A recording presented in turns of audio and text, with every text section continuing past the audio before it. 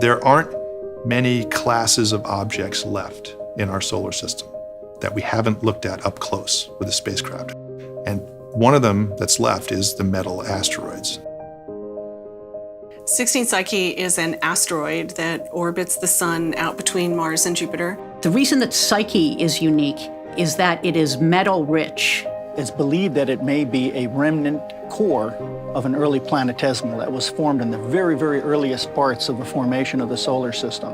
And after this planet started forming and this metal core formed inside of that, it collided with other bodies that then stripped off the rocky mantle, leaving this core in place. This is the part of planets that we can't sample directly today. It's too hot, the pressure's too high, our instruments would melt. Can't drill a hole that deep in the Earth or other planets. So how do we study the core of our planet? Psyche gives us the opportunity to visit a core, the only way that humankind can ever do. And it would be the first metal object that humankind has ever visited. After launch, we cruise through interplanetary space for a number of years.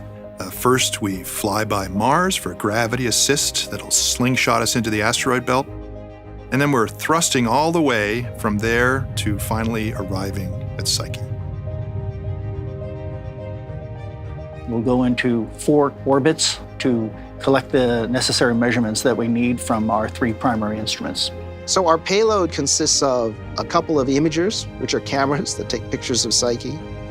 Also a gamma-ray neutron spectrometer, which allows us to measure the elemental composition of the surface of Psyche.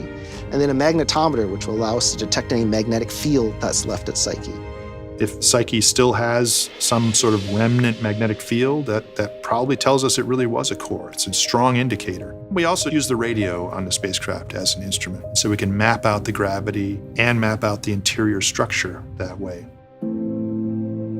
We're using a particular thruster technology, Hall effect thruster technology. They operate 5 times more efficiently than normal rockets, so they use a lot less fuel, and is what allows us to get into orbit around this asteroid.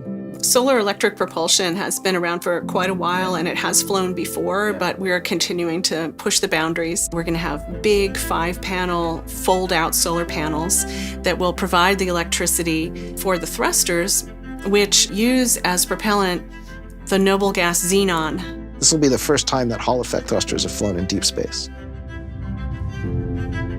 Studying the evolution of a planetary body is a detective story.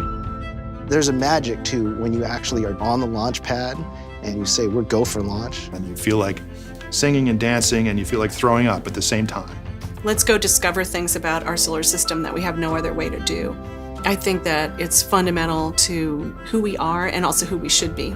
It's an incredible opportunity to be a part of the team making that happen.